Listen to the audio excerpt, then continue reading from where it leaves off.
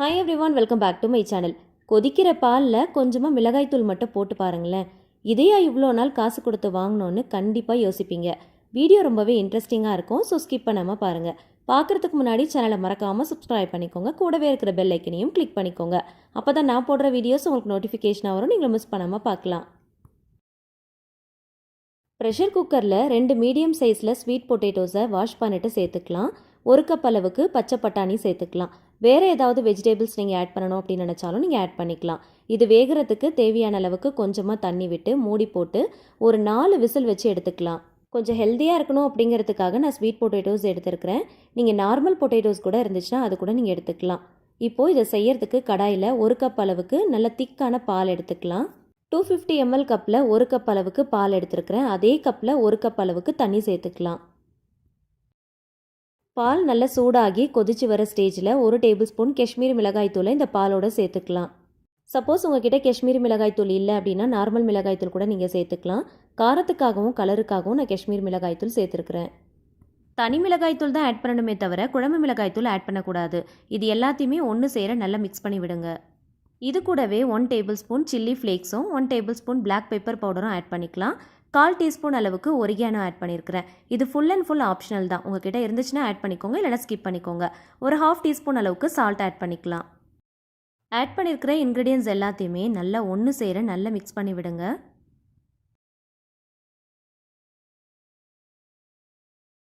இது எல்லாத்தையுமே ஒன்று சேர நல்லா மிக்ஸ் பண்ணதுக்கப்புறமா ஒரு 1/2 கப் அளவுக்கு ரவை ஆட் பண்ணிக்கலாம். ரவை வறுத்ததாக இருந்தாலும் பரவாயில்ல, வறுக்காத ரவையாக இருந்தாலும் பரவாயில்ல. சேர்த்ததுக்கப்புறமா சீக்கிரமாக கட்டிப்பட ஆரம்பிச்சிடும். அதனால் விஸ்க் வச்சு நல்லா மிக்ஸ் பண்ணி விடுங்க. அடுப்பை வந்து ஃபுல் சிம் ஃப்ளேமில் வச்சுக்கோங்க. விஸ்க் வச்சு நல்லா ஸ்பீடாக மிக்ஸ் பண்ணிங்கன்னா லம்ஸ் ஃபார்ம் ஆகாமல் நல்லா மிக்ஸ் பண்ணி எடுக்கலாம். இப்போ இதில் ஒரு 3 டேபிள் ஸ்பூன் அளவுக்கு கோதுமை மாவு சேர்த்துக்கலாம். சேர்த்துட்டு அகைன் நல்லா மிக்ஸ் பண்ணி விடுங்க. லம்ஸ் ஃபார்ம் ஆகாமல் நல்லா சீக்கிரமாக மிக்ஸ் பண்ணி எடுக்கணும். நம்ம சேர்த்துருக்கிற ரவையும் கோதுமையும் நல்லா திக்காகி குயிக்காக மில்க் அப்சர்வ் பண்ணிடும். ஸோ அதனால் எவ்வளோ சீக்கிரம் மிக்ஸ் பண்ண முடியுமோ அவ்வளோ சீக்கிரம் நல்லா மிக்ஸ் பண்ணிக்கோங்க. அப்போ தான் வந்து லம்ஸ் ஃபார்ம் ஆகாமல் இருக்கும்.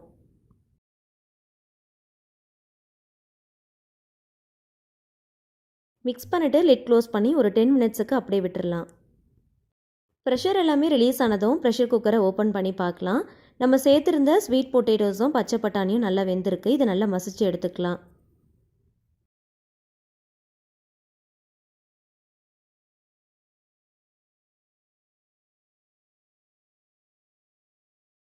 மசிச்சு வச்சுருக்கிற பச்சை பட்டாணி ஸ்வீட் பொட்டேட்டோஸில் நம்ம மிக்ஸ் பண்ணி வச்சுருக்கிற இந்த ரவை மிக்சரை இது கூட சேர்த்து நல்லா கலந்து விட போகிறோம்.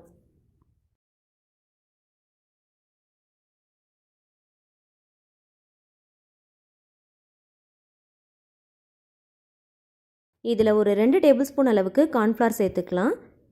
பொட்டுக்கடலையை நல்லா வறுத்து பொடி பண்ணி எடுத்து வச்சுருக்கிறேன். அது ஒரு 3 டேபிள் ஸ்பூன் அளவுக்கு சேர்த்துக்கலாம். நான் வந்து பொட்டுக்கடலையும் கார்ன்ஃப்ளவரும் ஆட் பண்ணியிருக்கிறேன்.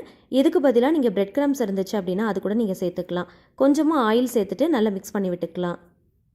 பிரெட் கிரம்ஸ், பொட்டுக்கடலை மாவு, கார்ன்ஃப்ளவர் இது எல்லாமே எதுக்காக ஆட் பண்ணுறோம் அப்படின்னா நல்ல ஒரு கிறிஸ்பினஸ்க்காகவும் பைண்டிங் பர்பஸ்க்காகவும் தான் ஆட் பண்ணுறோம். ஸோ ஸ்கிப் பண்ணாமல் ஆட் பண்ணிக்கோங்க.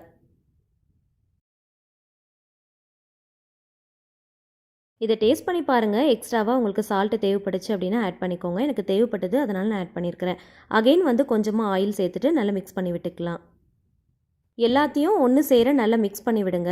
எந்த அளவுக்கு கையால் அழுத்தி பிசைய முடியுமோ அந்த அளவுக்கு அழுத்தி பிசைஞ்சிங்கன்னா மாவு நல்லா சாஃப்டாக வரும். இப்போ கையில் கொஞ்சமாக ஆயில் தடவிட்டு சின்ன சின்ன உருண்டைகளாக எடுத்து நல்லா உருட்டிக்கலாம். உங்களுக்கு எந்த ஷேப்பில் உருட்டுறதுக்கு விருப்பமோ அந்த ஷேப்பில் உருட்டி எடுத்துக்கோங்க. கொஞ்சம் கொஞ்சமாக எடுத்து சின்ன சின்ன உருண்டைகளாக உருட்டினீங்க அப்படின்னா ஈஸியாக உருட்டி எடுத்துடலாம்.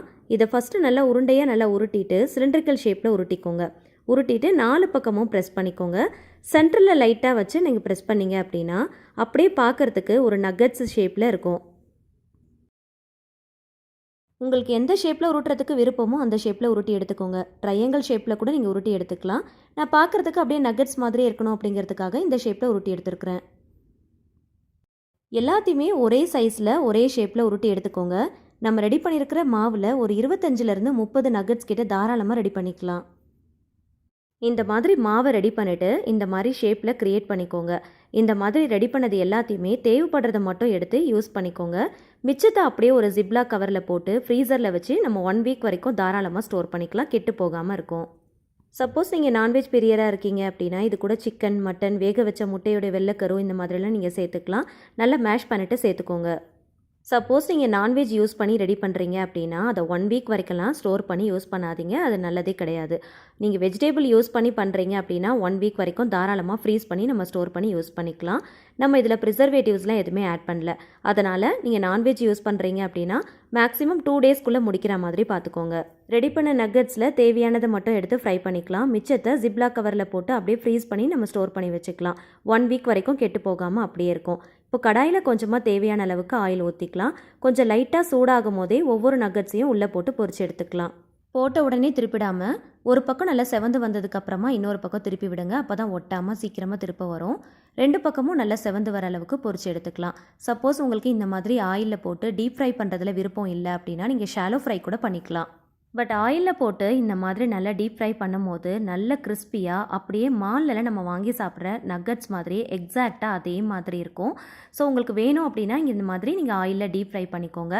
இல்லை அப்படின்னா நீங்கள் ஷாலோ ஃப்ரை கூட பண்ணிக்கலாம். ஷாலோ ஃப்ரை பண்ணாலுமே கிறிஸ்பினஸ் இருக்கும். ஆனால் டீப் ஃப்ரை பண்ணும்போது நல்ல ஒரு கிறிஸ்பினஸ் இருக்கும். ஸோ அதனால் உங்களுக்கு எது பெஸ்ட்டாக தோணுதோ அந்த ஆப்ஷனை நீங்கள் சூஸ் பண்ணிக்கோங்க. இதை ஃப்ரை பண்ணுறதுக்கு ரொம்பலாம் ஆயில் தேவைப்படாது. கொஞ்சமாக தான் எண்ணெய் குடிக்கும். அதனால் கொஞ்சமாக ஆயில் ஊற்றி நீங்கள் ஃப்ரை பண்ணி எடுத்துக்கலாம்.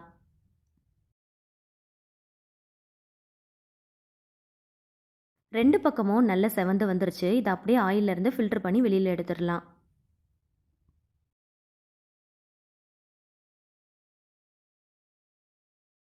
பெரிய பெரிய ரெஸ்டாரண்ட் போனாலும் சரி, இல்லை மால் பக்கம் போனாலும் சரி, இந்த நக்கட்ஸ் எல்லாம் பார்த்திங்கன்னா அவ்வளோ காசு கொடுத்து நம்ம வாங்கி சாப்பிட்ற மாதிரி இருக்கும். ஆனால் வீட்லேயே ரொம்ப ஈஸியாக ப்ரிப்பேர் பண்ணிடலாம். நல்லா ஹைஜீனிக்காகவும் ரெடி பண்ணலாம். ரொம்ப ஹெல்த்தியான வேலையும் நம்ம ரெடி பண்ணி வச்சுக்கலாம். தேவைப்படுறத நம்ம ரெடி பண்ணி ஸ்டோர் பண்ணியும் வச்சுக்கலாம். இது பார்க்குறதுக்கே அவ்வளோ சூப்பராக இருக்கும். சாப்பிடும் போது டேஸ்ட் உண்மையாலே வேறு லெவலில் இருக்குங்க. கண்டிப்பாக ட்ரை பண்ணி பாருங்கள். நக்கட்ஸை டேஸ்ட் பண்ணாதவங்க கண்டிப்பாக இருக்கவே மாட்டாங்க.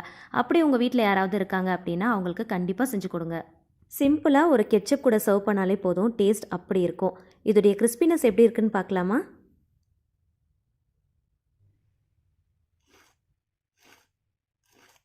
அவுட்டர் லேயர் ரொம்ப நல்ல கிறிஸ்பியாகவும் உள்ளே நல்ல சாஃப்டாகவும் செம்ம டேஸ்ட்டாக இருக்கும். கண்டிப்பாக ஒரு தடவையாவது ட்ரை பண்ணி பாருங்கள். இதுதான் மால் ரெஸ்டாரண்ட்டில் நம்ம அவ்வளோ காசு கொடுத்து வாங்கி சாப்பிட்றோம். இந்த நக்கட்ஸ் எல்லாம் நம்ம கடையில் வாங்கி சாப்பிட்டோம் அப்படின்னா எவ்வளோ காசு ஆகும். ஆனால் வீட்லேயே ரொம்ப ஈஸியாக ரெடி பண்ணிட்டோம் பார்த்தீங்களா? வீட்லேயே செய்யும் போது பல்கான குவான்டிட்டியில் ரொம்ப ஈஸியாக ரெடி பண்ணிக்கலாம். நம்முடைய அமௌண்ட்டை ரொம்பவே சேவ் பண்ணிக்கலாம். நல்லா சாப்பிடும் போது ஒரு திருப்தியாகவும் இருக்கும். கண்டிப்பாக அந்த ரெசிபியை ஒரு தடவையாவது ட்ரை பண்ணி டேஸ்ட் பண்ணிவிட்டு எப்படி இருந்துச்சுன்னு மறக்காமல் கமெண்ட்டில் ஃபீட்பேக் ஷேர் பண்ணுங்கள். வீடியோ பிடிச்சா லைக் பண்ணுங்கள். ஃப்ரெண்ட்ஸ் அண்ட் ஃபேமிலிஸ் கூட ஷேர் பண்ணிக்கோங்க. இந்த மாதிரி இன்னும் இன்ட்ரெஸ்டிங்கான டிஃப்ரெண்ட்டான ரெசிபிஸ்க்கு என்னுடைய சேனலை மறக்காமல் சப்ஸ்கிரைப் பண்ணிட்டு தொடர்ந்து சப்போர்ட் பண்ணுங்கள். Thank you so much. கீப் வாட்சிங்.